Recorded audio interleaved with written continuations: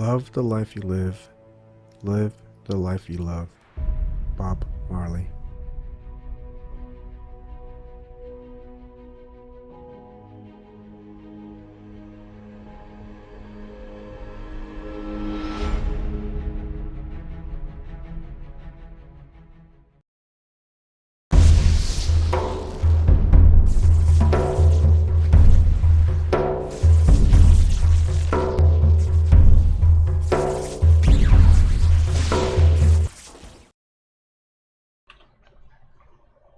Good afternoon, everybody. Hi, Plain Truth. This should be pretty short, I'm hoping. Depends on how long my son is taking a nap. Okay, so let us start. And I haven't done this in a while, so you're gonna have to forgive me, I hope. It's the first video of the month, so let me do my usual thing. And so I basically just show you guys any donations that I received over last month and all the previous months. I received a copyright claim from the On Topic Paul Logan's Flat Earth to the Edge and Back. It's commentary, and so I don't know if it's still there or not, but you know, videos are removed, copyrighted all the time on my YouTube. So if you can't find any of that, just go to LBRY, LBRY, and you'll find most of my uploads there. Okay, so first off the bat, where can I see? Oh, here we go. For the month of April, one donation that's in super chat by Zev17 $4.99. How you doing? I'm Mohammed. Oh, the Jeet Kune Do one. I think it's the guy that came in and was the the troll.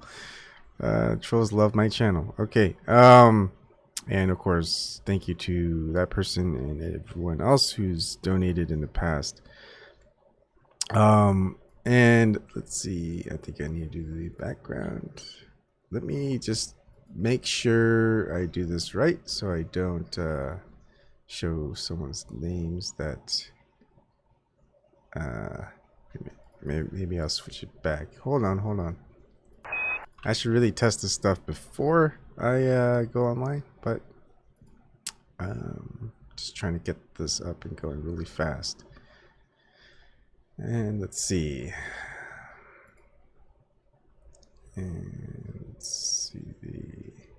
I know I messed up once before, so I don't want to do that again.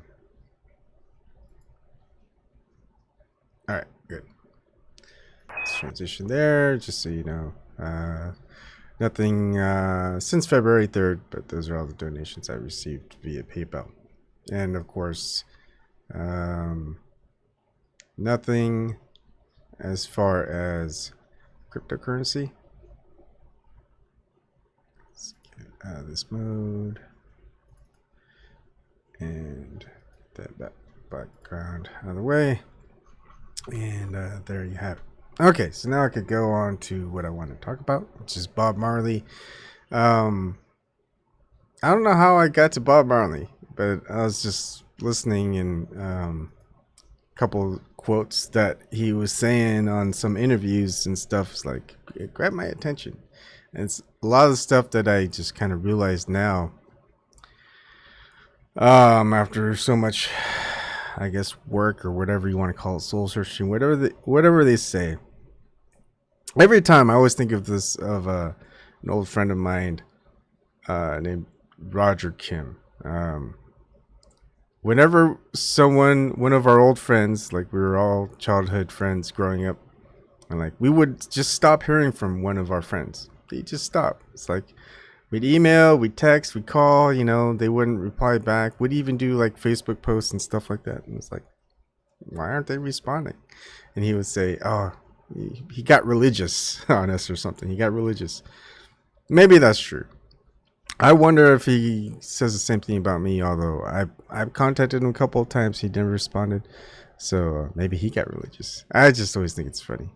But I'm thinking, you know, people might say, oh, Ipon got religious. Not really. Religion is something that I really advocate against. And what's great about Bob Marley, even though he's Rastafarian and you could consider that as a religion, it's kind of not in a way. It's kind of like you don't rely on anyone but yourself into interpreting whatever it is to the truth that you want to find. If you want to find in the Bible, it's there. But I think of religion as man-made, edited, and controlled, right? Just think of it as, hey, Eric, how's it going? Yeah, that's weird things on YouTube. But I think of it as like, who decides what's canon, right? I mean, the establishment, government, whatever, they'll decide for themselves. You'll have no say in it. Just think of Star Wars. Star Wars, created by George Lucas, and there's a whole bunch of writings that probably George Lucas supported in the past that wasn't necessarily canon, but it was fiction. It was good. But then he sells it to Disney, and Disney now gets to decide what's canon or not. He wasn't the creator. Disney wasn't the creator. They didn't have anything to do with the creation of Star Wars. But now they do, because they can make any additional stuff. So whether you like Disney or not, the idea of what is canon as far as Star Wars is concerned is going to be up to Disney. It's not up to the creator of it, which is George Lucas, or any fan out there. You know, they don't get the choice. I mean, so think of that as religion, and think of it as just as there may be truth to whatever book that you want to read up on, whether it's the Bible or Quran or some Buddhist scriptures and whatnot. But if you think about how it gets handed down, I mean, do you trust the editors? Just think of it as a news organization. And I know most people don't trust news organizations these days.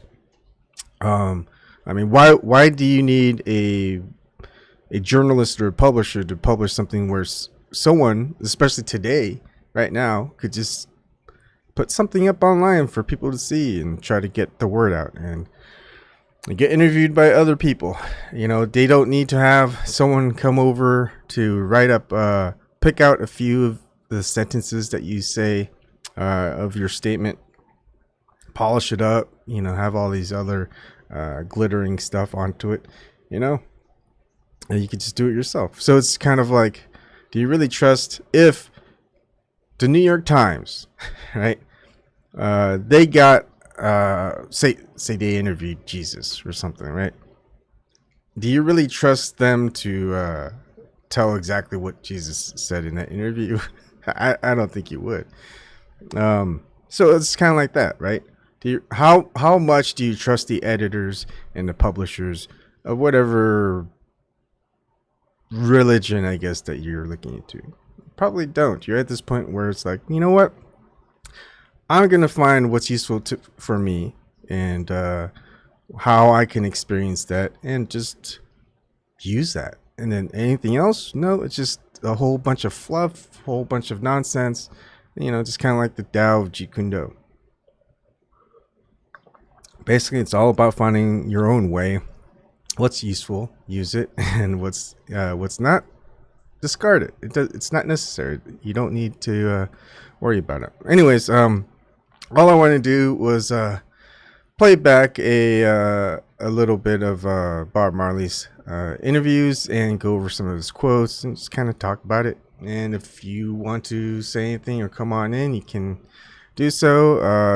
In the YouTube description box, there's going to be a link to Zoom. So if you want to come in, just say hi. You can do that too. All right, so here's this one. I'm going to play it back. Herb is a plant. I mean, herbs are good for everything. Why these people who want to do so much good for everyone, who call themselves governments and this and that, why them say you must not use the herb?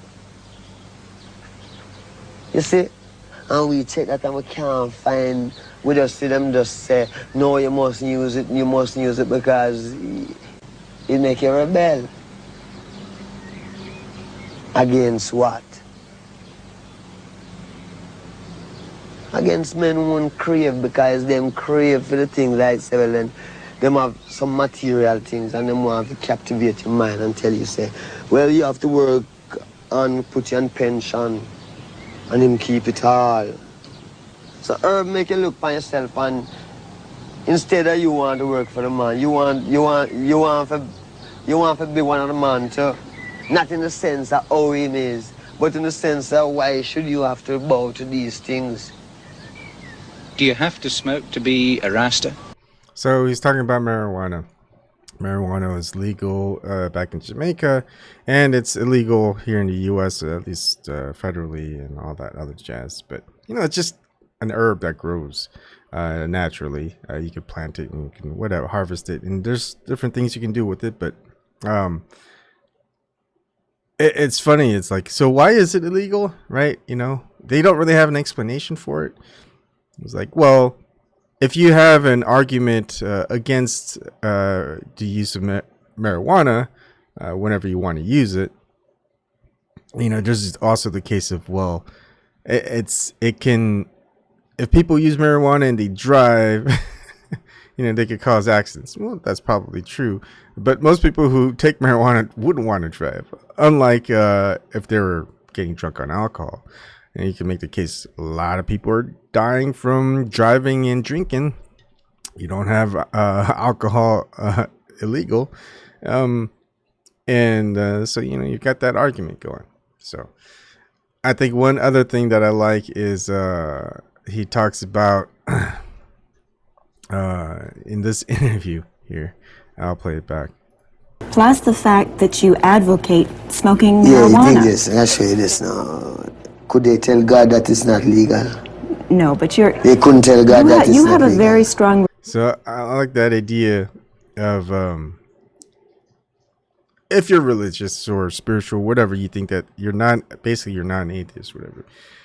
Whatever, if you just think that there's something that's a source of everything, or maybe it's, hey, the Big Bang, whatever. It's like, hey, if some form, higher entity comes and goes, and someone offers that higher entity, whatever you want to call it, hey, you should try this. It's cool. What do you think of it? You know, how does it affect you? And then someone else goes, no, you can't smoke that. It's illegal. It's like, so they're telling basically God that you can't smoke marijuana, God, because it's illegal. It's like, what? When did this happen? You think God's gonna go, oh, really? Yeah, then I guess I won't smoke it. It's like, who decided? It just grows. If I didn't want it to be made, I wouldn't have created it. You could probably say the same thing. Hey, if it wasn't, you know, there's purpose for marijuana in its cultivation, and you could call it evolution, whatever you know. It's like, hey, if it didn't need to be, if it didn't need to exist, it shouldn't have existed through evolutionary processes. It did, and there's a reason for why it's still around and in use. So no matter which angle you want to take a side on, you'll just find that there's good and bad to everything. And I think Bob Marley even goes to say the same thing in many contexts. You know, too much of anything isn't a good thing. Anyways, there's a lot that I want to share that's like great, and there's like even quotes that aren't in here, which I kind of showed, but you know, the ones that kind of stuck out to me, I'll probably go over again. And you could probably watch a lot of interviews. You can find them. They're still around. I doubt they're going to be around for long, but he goes, I don't believe in death, neither in flesh nor in spirit. So we kind of had the last couple of days, weeks, whatever. It's been a while. Thinking of more about Gnosticism and Taoism and just the concept of, you know, even like True Detective season 1, you know, just this more other consciousness, the idea of what this is, what here is. And that I don't know if we really die. You know, I've not witnessed death. I know some people may have, but still it's not me. But you know, I don't have that experience. And so the experience that here is for others that may not have experienced death. I mean, I've experienced death in animals and stuff like that. Never had a relative die or a friend or witnessed any of that stuff firsthand. But I just find it weird that maybe, like, there could be, most likely, a high chance that there's like physical death, right? But then just the conscious death, what is that? And maybe that's the whole ayahuasca thing, my third experience, my third and final one. I want to try it again, but I don't know if I should. Sometimes you gotta heed some warnings, I guess, right? And so anyways, a lot of good stuff here. Some I may just kind of pass by and not mention anything on it. When one door is closed, don't you know another is open? And then a lot of these are based off of his lyrics as well. Here's one. Don't gain the world and lose your soul. Wisdom is better than silver and gold. And I'm kind of finding it odd that, like, I haven't been getting, I have not had made money. I mean, I'm relying heavily, I guess, on my wife. But again, she's also heavily relying on me taking care of the kids and the house and dog and all this other stuff while she's at work. And doing some of the labor.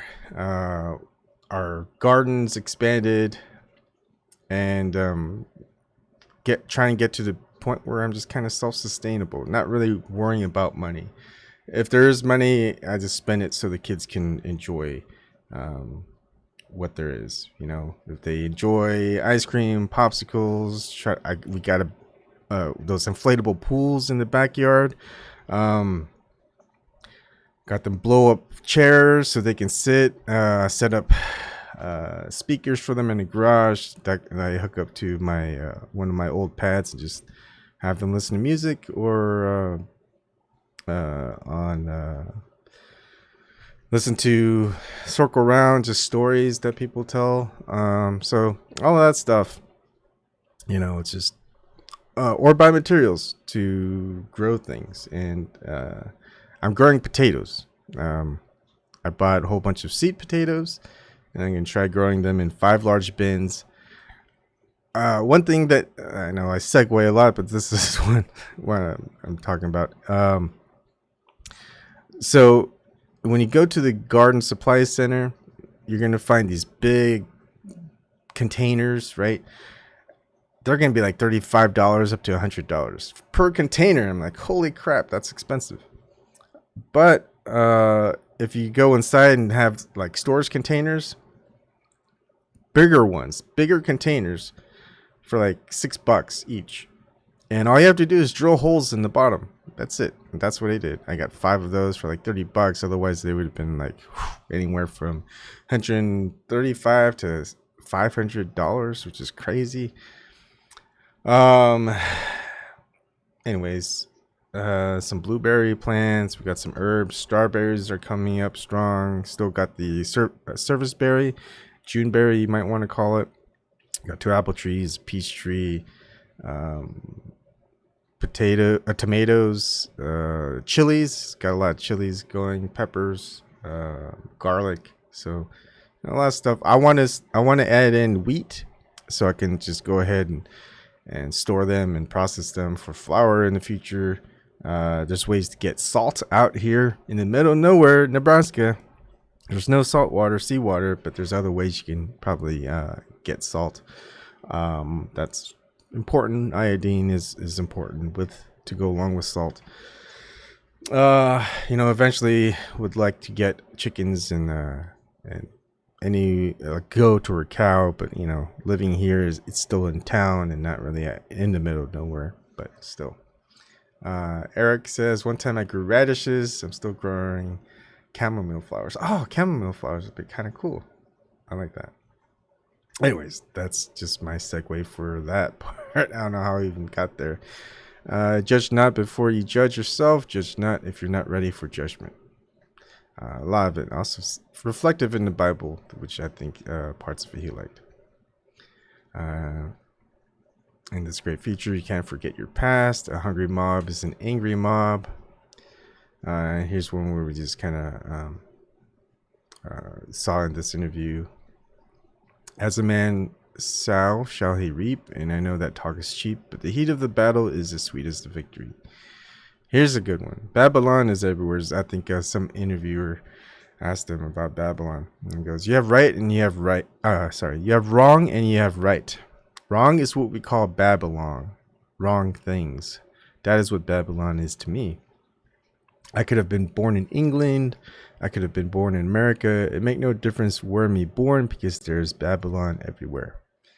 So there's wrong everywhere. He has this very Gnostic view in some senses, right? It's kind of, we've got this there's this marriage between Gnosticism and Christianity, where Christianity, I guess, that this world is good, but somehow evil came to be, and it's kind of all a test in order to go to heaven, be with God type of thing. Gnosticism is kind of the idea of very similar to Taoism in some senses. Gnosticism is very spread out. It's kind of decentralized, but the idea is that this world has some bad things, but it also has good things because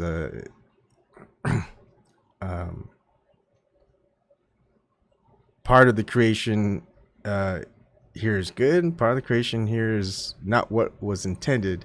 That could be called the false reality or illusion. And well,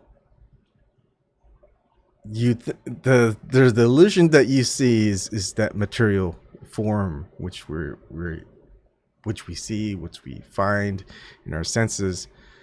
Once we can figure out what's past that, what's truly going on, what truly matters, then we focus on that. And when we focus on that, eventually we'll get to the point where, hey, all of this stuff was just a big, you could call it a game or simulation, whatever you want to call it. But, we don't have to die. It's like we can't really die. That's the whole idea of living forever is, maybe you die when you believe that there is death type of thing. So they try to instill into you whatever the powers it is, this illusion. It's propagated all the time everywhere. In any establishment, whether it's religion, money, government, all that jazz. Stories, information. But, if you don't experience it and it's all made up in a big play, is it true, or do you kind of make your own reality, kind of like an egregore with others and things like that? And I don't know, but the easiest thing I would say is don't let that fear and all that stuff overtake you. If death comes to those you love or to even yourself, well, it comes. If it doesn't, then it doesn't. But just because someone said there is death doesn't mean there is death. As far as whoever you are. Plain truth, cayenne peppers. Yep. Chamomile tea. I used to like that stuff. I haven't had chamomile tea in a long time. Carrying on, one good thing about music, when it hits you, you feel no pain. I mean, that guy had a way with words. And here's when he kind of gets towards the whole idea of freedom. I mean, he'll get to the idea of consciousness. There's a lot of good stuff about that. And love, of course. Better to die fighting for freedom than be a prisoner all the days of your life. So all this Babylon stuff, all the stuff that's wrong. We really can't change it.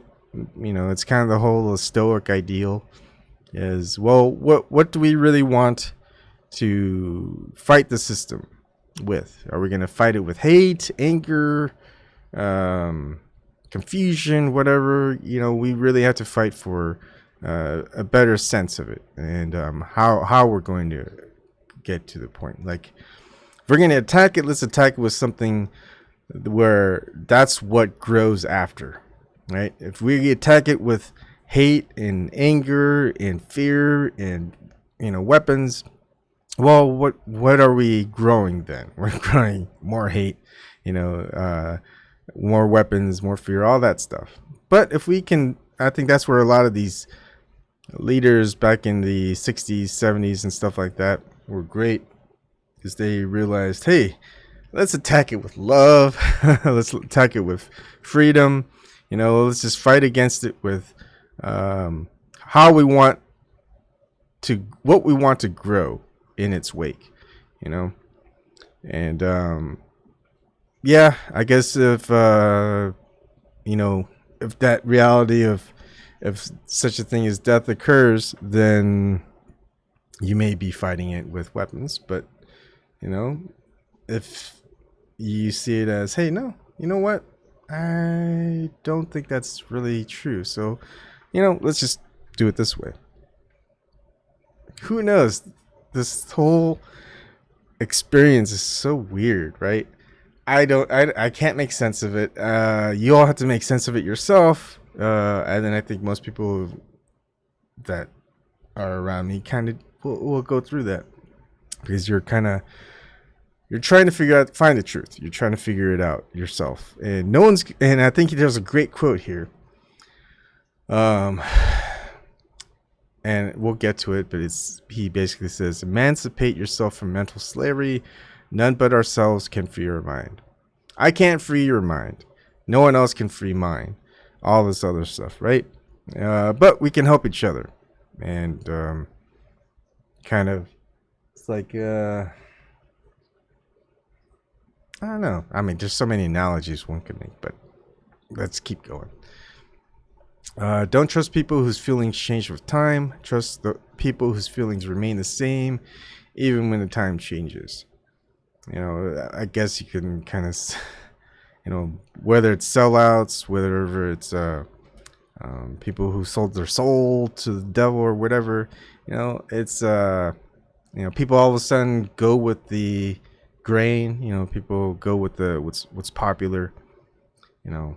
For me, it's always going to stay the same, you know, ever since I was a kid. And, you know, my friends know it. My family knows it. Even my in-laws know it. It's like, that's just Ebon being Ebon type of thing, right?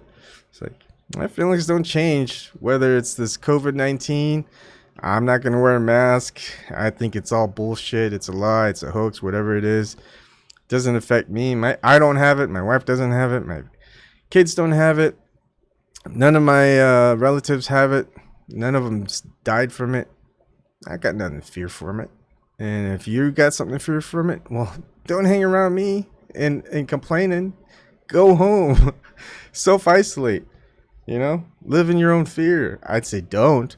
But, you know, if you really have that much feelings about it, well, don't be arguing about it to some guy you're probably standing 6 feet from.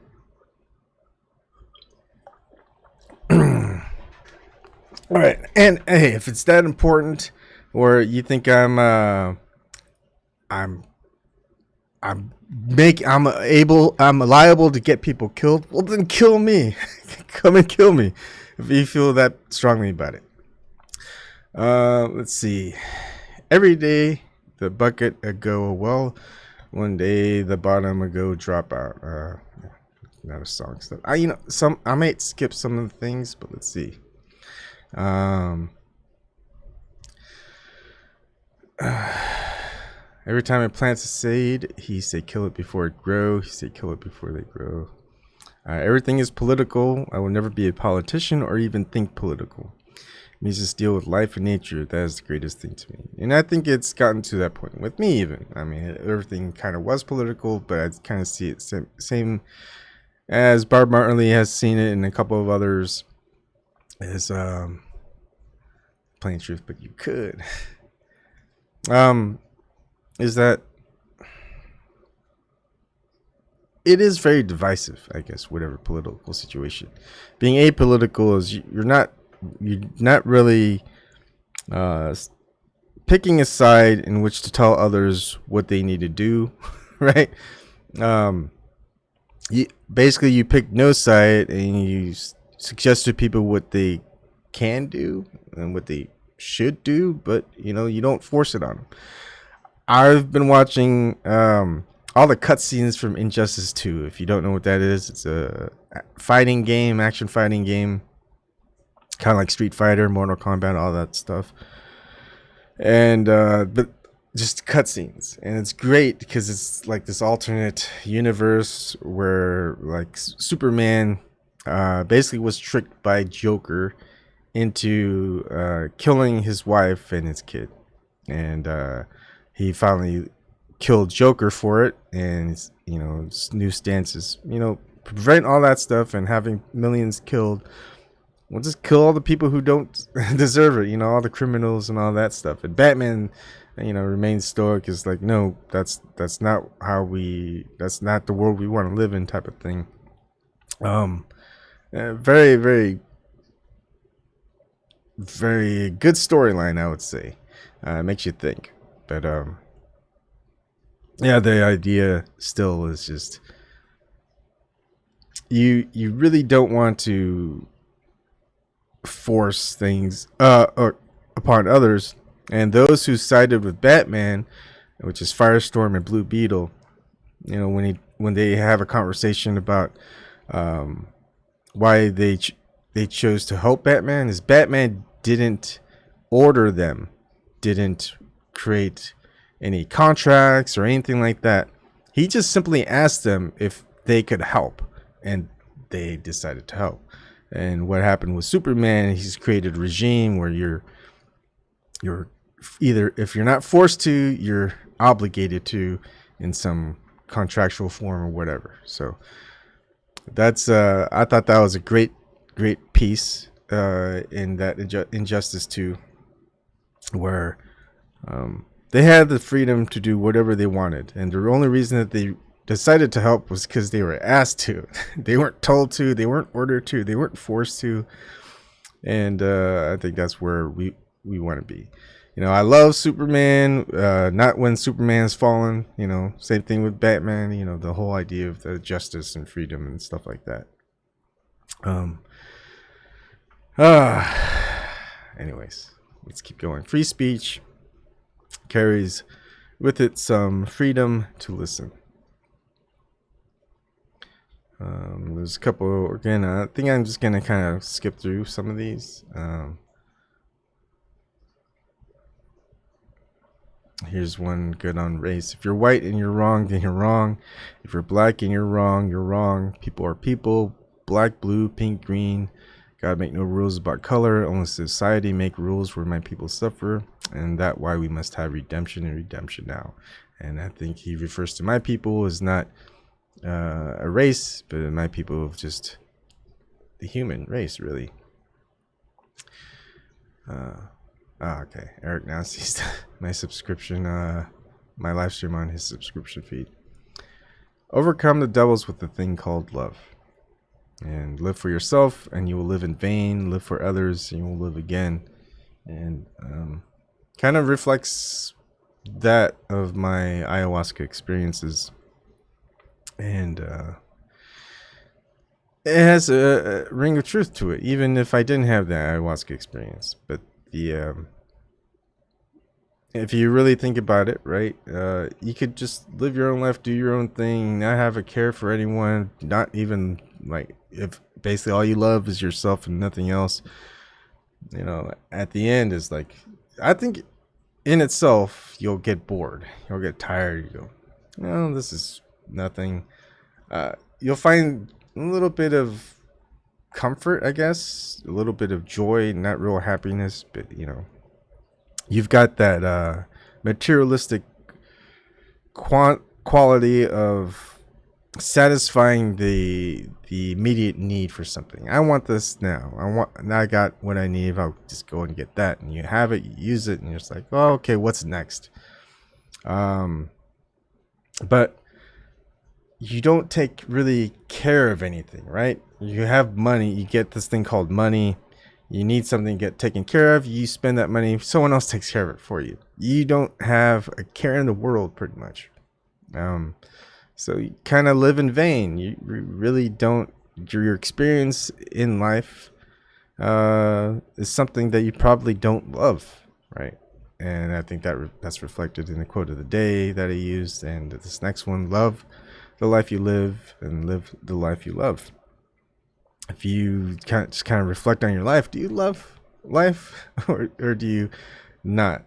And it kind of has this whole dualistic nature, agnostic nature to it, dualistic. And I was kind of revisiting True Detective season 1. And if you think about it, well, it has very esoteric and occult stuff with it, and you could probably, I'd say, look into it, and you'll like that, all the hidden gems, you could say. But if you think about the protagonist, what the protagonist doing is the idea that life is cyclical, and you just have to replay your life over and over again until you get things right.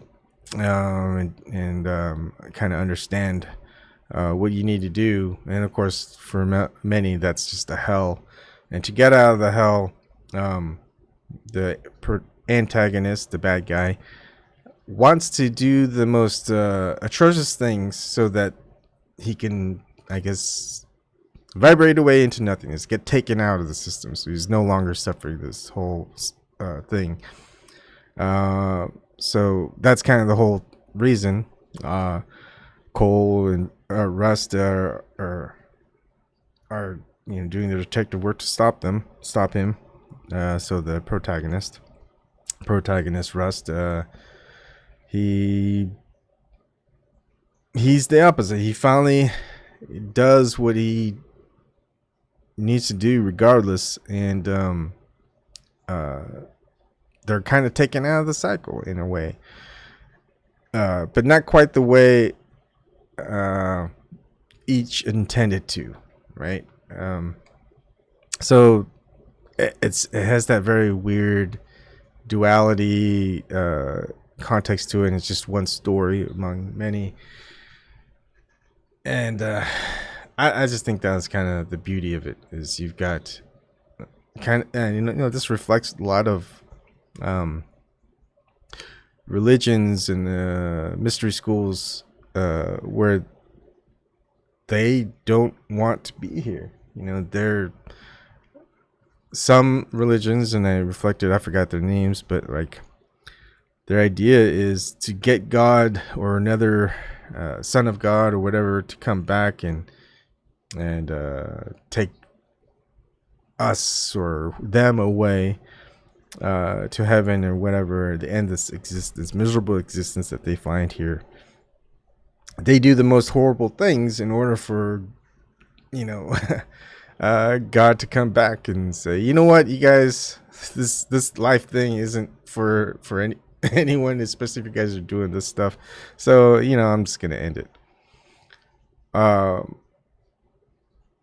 it's funny, if you think about there's this sorcerer, whatever you want to call it, God or creator, or God above God, whatever your thought is, to just whatever the original source is that helped or just kind of created this, whether it's good or bad or evil.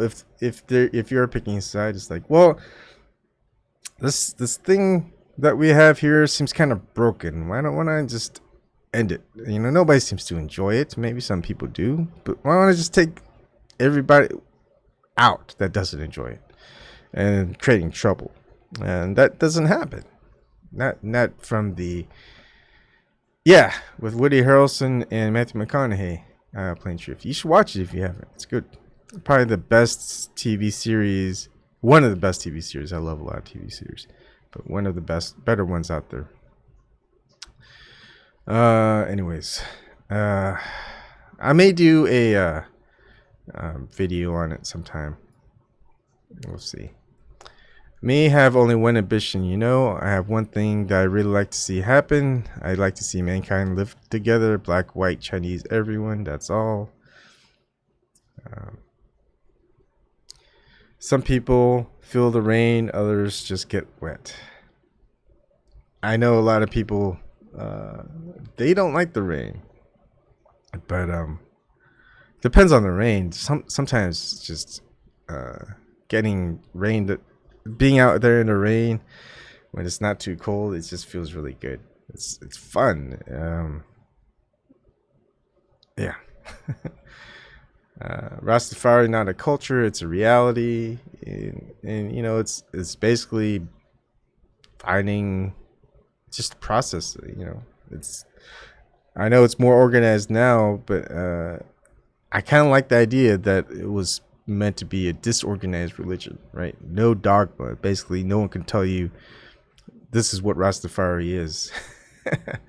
Rastafari is the reality of how you experience it, type of way. I think that's pretty cool. It follows a lot of stuff, I guess.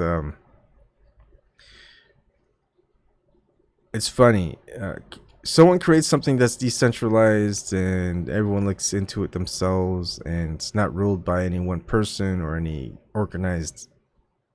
organized way. It gets to the point where somehow it becomes organized, and it stems from one person or an organization that's dictating what that does. It seems to happen all the time. You know, probably it even happened with cryptocurrency, right? The idea is to try, now that you kind of know how the system works and how it always picks up and uses that tool or whatever in the wrong ways, you know, to kind of stay away from it and not get too involved or enticed with the whole idea. Certain things are going to change. You know, I still like the concept of certain tools. I just don't like how it's being used, right? Just like if, like I like swords, I like axes, I like knives, all that stuff. They're just tools. I just don't like the way it's being used sometimes by people. I don't use it the way they use it. I use it the way I think creates less harm, has its own efficiency, all that stuff. But you know, you're not forcing others to use it your way. You're not forcing others with how you use it, type of thing. But somehow the system always seems to find ways to enforce. Road of life is rocky, and you may stumble too. So while you talk about me, someone else is judging you.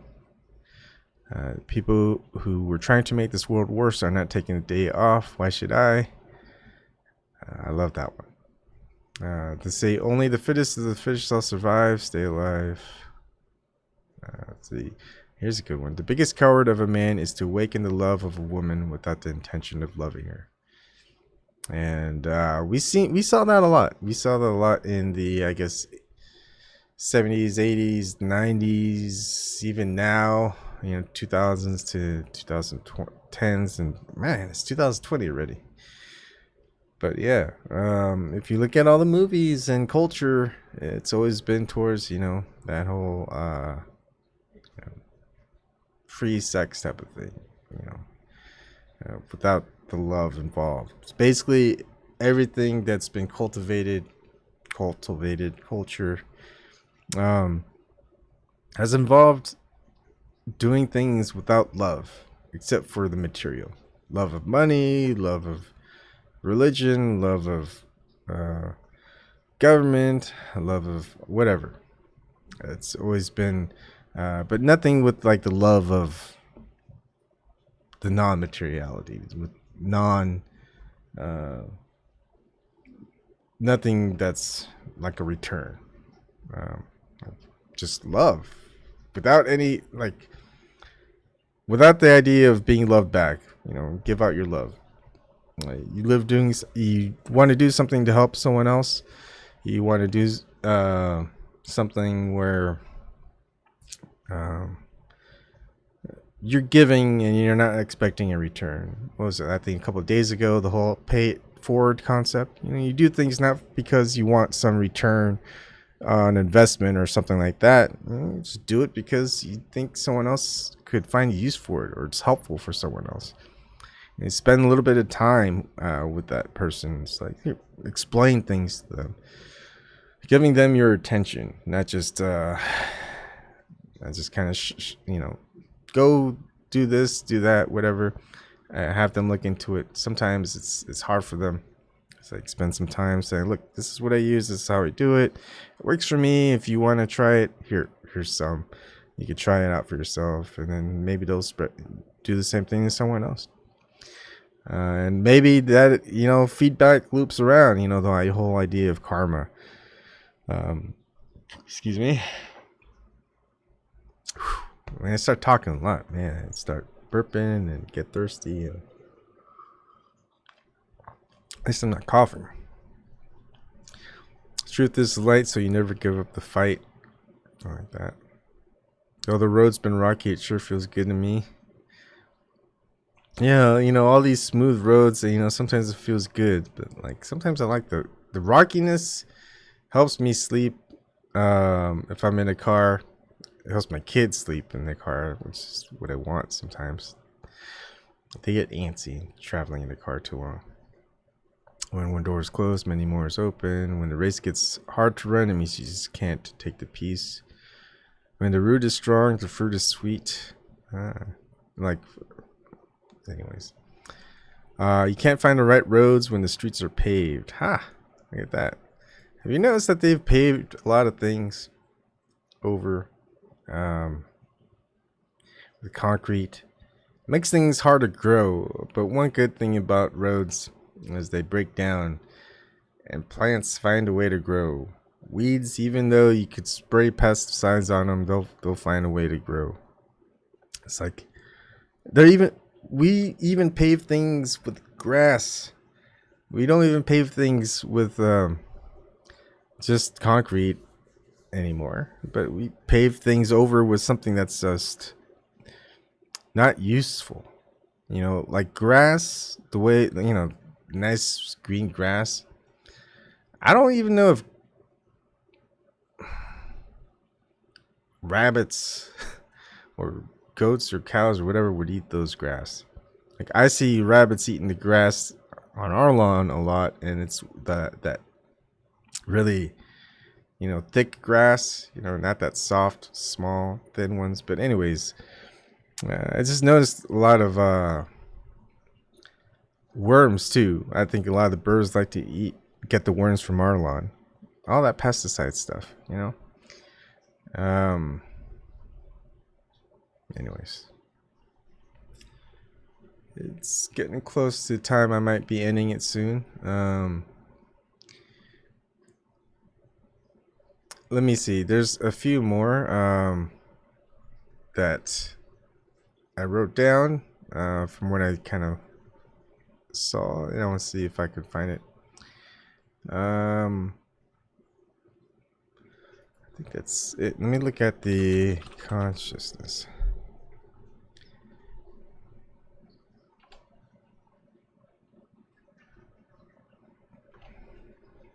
I think that's it. There's a quote that I had before, but basically, maybe it is at the beginning. Yeah, I think it's at the beginning of this one. Like many Rastas, Bob Marley talks in a thick Jamaican patois, which at times is difficult. Not that one. Is it this one? Nah. Crud, I can't find it. But basically, he says just music. His music. He says it's kind of a path to consciousness type of thing, And basically, he's trying to find, trying to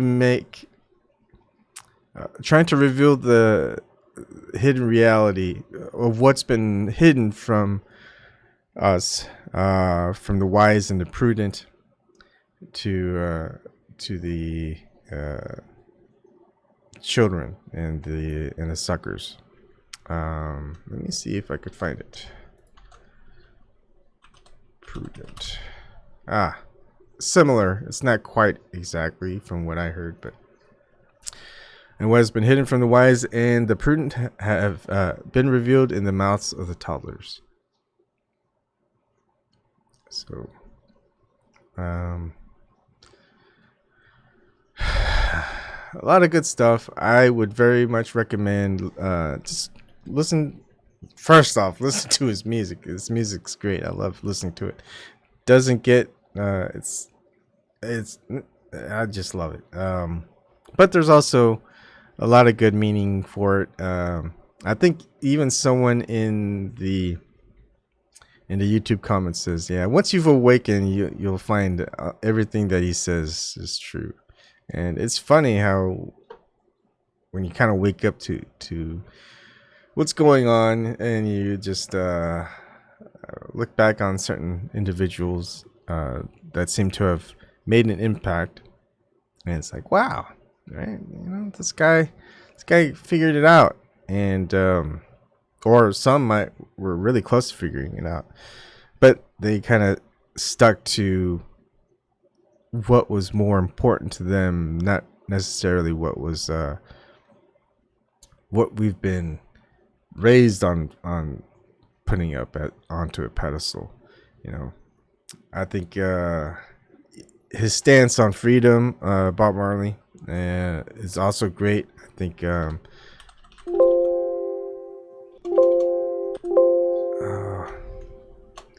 let's see,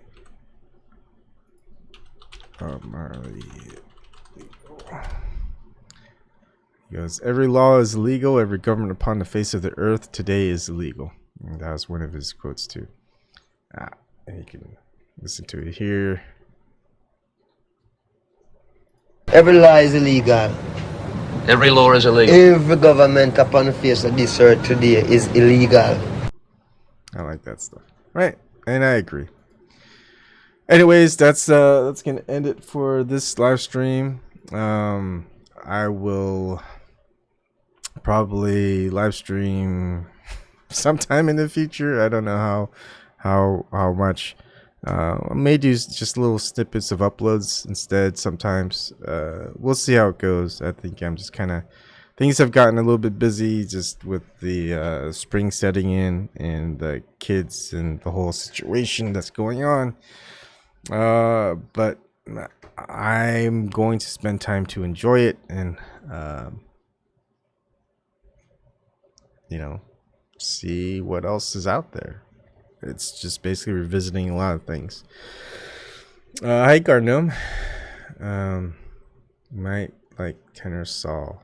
I'll check him out. Alright. Thank you for joining me on this one, and I'll see y'all later. Thanks.